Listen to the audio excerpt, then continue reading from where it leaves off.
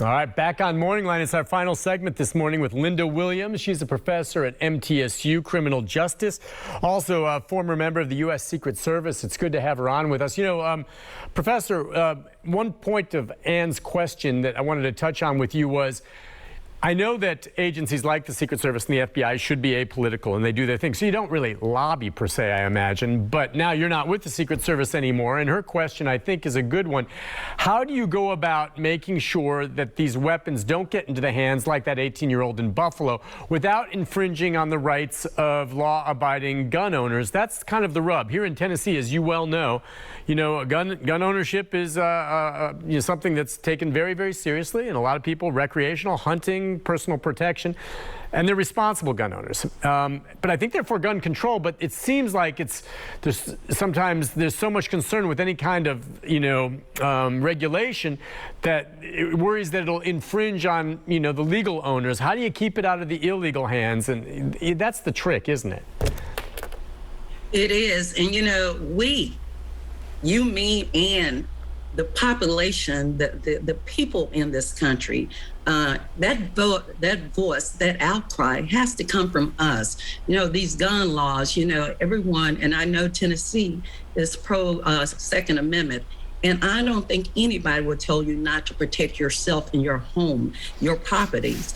But the guns that we're talking about are guns that are legally obtained, that there's no premise, no background checks, no waiting period. So there's really easy accessibility to these weapons. So we, as citizens of the United States, we have to petition to our legislator and others that, we want stronger gun laws, not to keep people that are rightfully in need and want a gun, that they're not able to obtain it.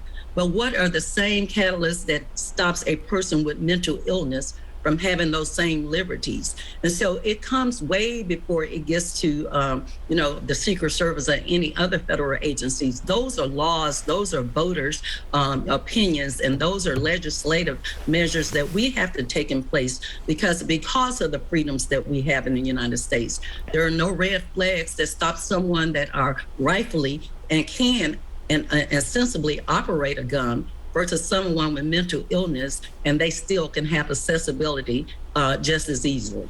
Do you think, as Ann was saying, these types of shootings have happened.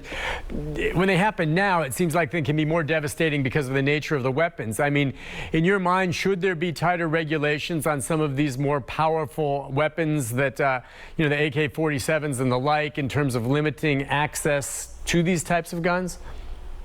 Absolutely, absolutely. Not as just a professor, not just as a former law enforcement, but as a citizen of the United States.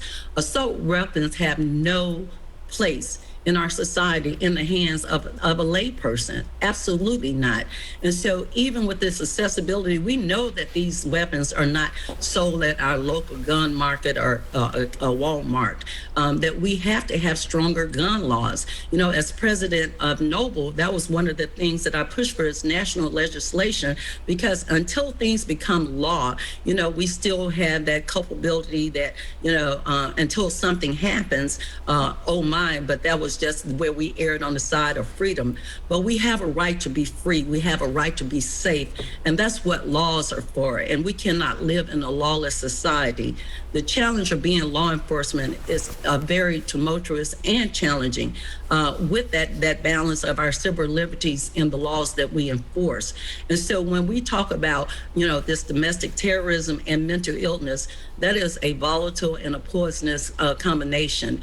And until we make stronger gun laws and get some accountability to these guns and the accessibility, we will see these things play over and over, because as mental illness is on the rise, these two things, once they combine, lead for other destructive and tragic incidents like we just saw that took place in New York a week ago. Sure. And when you see these guns, now some will say, of course, you can pass these laws and law-abiding citizens will follow them. It's these crooks and the folks that sometimes get hold of these guns without going through the normal channels anyway. But you're just saying if there's that many guns, period, out there, especially these ones that can be more destructive, they're more accessible to them, even if they're going about it through back channels. Absolutely. And, even as we talk about that, something as simple as a background check. Yeah. Everything that you do, people check your credibility, your status to see if you are who, in fact, that you say you are. You think about something as destructive as a weapon, and it doesn't require any type of check or a thorough background. And this is the most volatile and dangerous element that we're adding into our society. So just like the Statue of Liberty, I believe in freedom and justice, but we have to have guidelines. We have to have laws, because when we lend it and lead it to individuals, we have this misinterpretation of my right, and we see these tragedies play themselves over and over. And that accountability lies with each one of us as voters and citizens.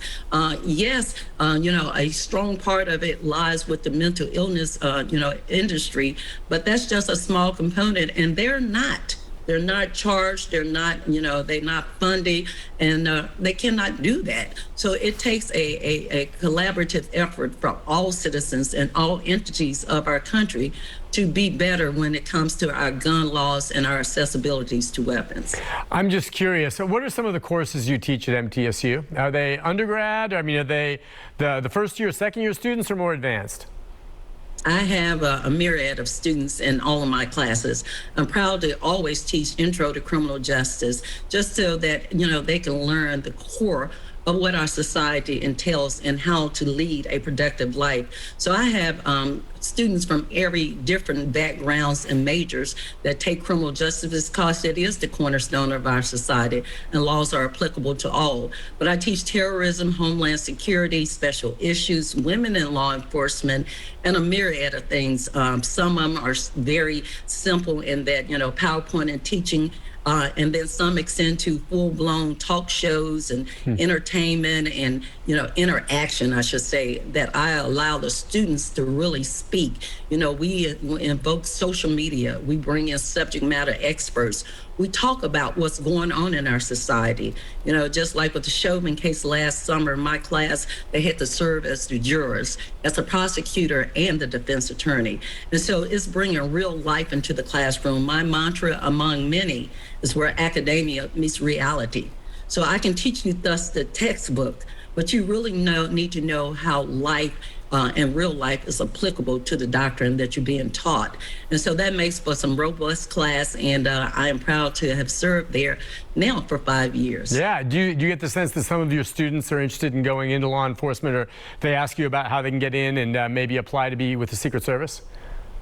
Absolutely, and I'm proud to say I've already have some that have gone to the Secret Service in the process of coming into the Secret Service, and that's the joy that I have. I was blessed to accomplish much in my life, but I was even more thrilled to be able to come back to where it all started for me here at MTSU as a criminal justice major, sitting in class saying, wow, I wanted to be that. And that's my goal, is to make, be a segue to people that are sitting there in those classrooms, just as I once did, to know how do I matriculate? How do I obtain such law enforcement status? And so my goal is to train and teach the future leaders of tomorrow that they realize that it's a real world and they are the change that we need to see. And I let them realistically know that you don't put on a cape and you can't save the world, but that little piece of pie that you have, you change that and be the change that you wish to see, because change starts with us individually. And with these students, that they see a realistic view, not just, academic, from an academic standpoint, that they realize the world is there and the world is for their taking. I never realized when I sat there over almost 4 decades ago that I would be sitting where I am. But I think too much is given, much is required, and it is my sincere joy to teach at MTSU and to train and teach tomorrow's leaders in law enforcement. What did you major in? I was a criminal justice major. And was your plan to end up with the Secret Service, or you weren't sure? No, when I sat there, now you want to make me go comedic. No, when I sat in class, I wanted to be FBI. Okay. And, the challenges are, this today, the students have people like me. They have the internet, and and they have real accessibility to see what a real career in any entity of law enforcement looks like. But when I graduated, I didn't have the qualifications. I had the academic requirements, but I didn't have law enforcement experience. I didn't have full 3 years experience. They wanted specialized degrees in accounting and economics back then. So I packed up my pride and my hope, and I joined a sheriff's department in Augusta, Georgia, where I started training and learning law enforcement. And while I was in Augusta, Georgia, I was recruited to the United States Secret Service from Augusta, Georgia, right to Washington, D.C. And the majority of my career was in Washington, D.C., with the stint that I was country attaché in the country of Africa, on the continent of Africa, where I covered 21 countries, doing the same thing, investigation and protection on those continents, because the U.S. currency is circulated throughout the world. Well, yeah, it's like I said, obviously, I think, were you not the first African-American female to serve as a supervisor in the Washington field office? I was. Yeah. That was one of the cornerstone, and I stand on the shoulder of greatness. And I was preceded by others at the time that I retired, that other African-American women had reached the helm of our executive board of our organization. But at the time that I retired in 2017, I was then the highest ranking African-American in the Secret Service. And that's certainly something to be proud of, and hopefully you've blazed a trail for others to follow in your footsteps on that. Listen, Professor, thank you very much for coming on this morning and talking with us. She wasn't sure at first if it was one segment or the full show, and you did great for a full show. So thank you very much. Be ye ready. Thank you for having me, and I look forward to seeing you again. We will talk again, ma'am, and thank you for your time. We will talk down the road. You have a good day. Thank you again for joining us. And you as well. All right, listen, we're going to take a break. When we come back, we've got a programming note about some guests coming up in the next couple of days. You want to stick around for that? We'll be back right after this.